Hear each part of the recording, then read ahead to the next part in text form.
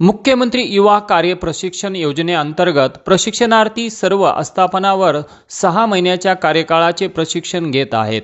सदर प्रशिक्षण पूर्ण झाल्यानंतर आम्हाला आमचा कार्यकाळ वाढवून आम्ही प्राथमिक व माध्यमिक शाळेत तसेच विविध विभागांमध्ये ज्या ठिकाणी जॉब करत आहोत तेथेच कायमस्वरूपी सेवेची संधी देण्यात यावी अशी मागणी आदर्श मल्हार बहुजन सेना ऑल इंडियाचे संस्थापक अध्यक्ष अभिलाल दादा देवरे यांनी राज्याचे उपमुख्यमंत्री अजितदादा पवार यांची भेट घेत त्यांच्याशी सकारात्मक चर्चा केली आणि मागणी केली।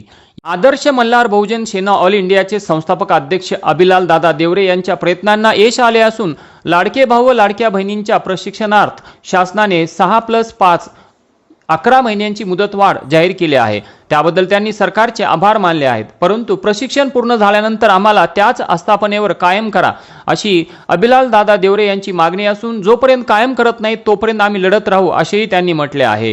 गेल्या 6 महिन्यांपासून आदर्श मल्हार बहुजन सेना ऑल इंडियाचे संस्थापक अध्यक्ष अभिलाल दादा देवरे यांनी प्रशिक्षणार्थ्यांची संघटना तयार केली आणि त्यांना महाराष्ट्रातील सर्व प्रशिक्षणार्थ्यांनी साथ दिली, म्हणूनच त्यांच्या लढ्याला यश आले असे बोलले जात आहे। लाडक्या भाऊंना आहे त्याच आस्थापनांवर कायम करण्याचा दिलेला शब्द शासनानं पूर्ण करावा, अन्यथा महाराष्ट्रभरात रास्ता रोको आंदोलन करण्यात येईल असा इशारा आदर्श मल्हार बहुजन सेना ऑल इंडिया अभिलाल देवरे यांनी पत्रकार परिषदेच्या माध्यमातून शासनाला दिला।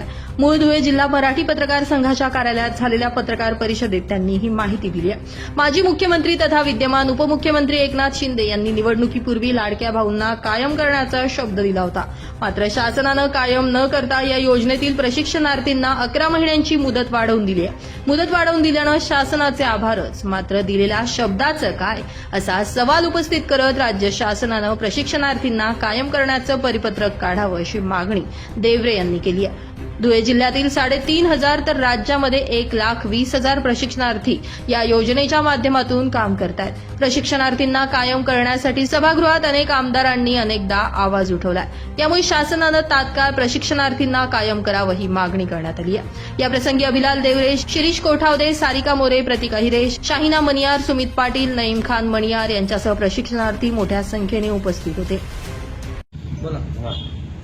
महाराष्ट्रातील तमाम मुख्यमंत्री युवा कार्य प्रशिक्षण योजनेअंतर्गत माझे लाडके भाऊ आणि बहिणींसाठी गेल्या 6 महिन्यापासून प्रशिक्षण चालू होतं।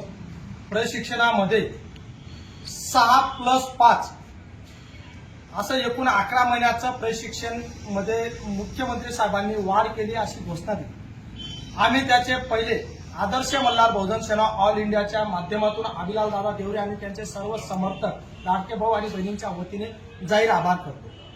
मुख्यमंत्री साहेबांजवळ ज्यावेळेस आम्ही 6 महिन्यापासून मागणी करत होतो त्यावेळेस महाराष्ट्रातील तमाम मुख्यमंत्री योजनेतील लाडके भाऊ आणि बहिणींनी आम्हाला साथ दिली। विशेषतः सत्ताधारी आणि विरोधी पक्षाचे आमदार, खासदार, मंत्री यांनी साथ दिली।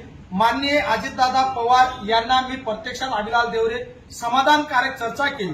त्यांनी दिलेला शब्द त्यांनी खरा ठरवला। त्यांनी आम्हाला 5 महिन्याची मुदत वाढ करून दिली। साहेबांना आमची एकच विनंती आहे, तुम्ही ज्या ठिकाणी आम्हाला आस्थापनावर दिलं त्याच आस्थापनावर आमचं प्रशिक्षण पूर्ण झाल्यानंतर आम्हाला कायम करा।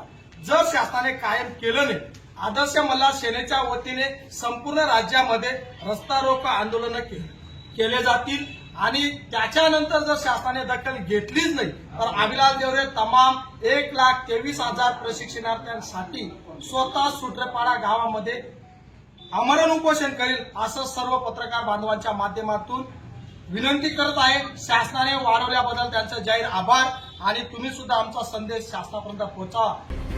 ब्युरो रिपोर्ट, माझा महाराष्ट्र न्यूज, धुळे।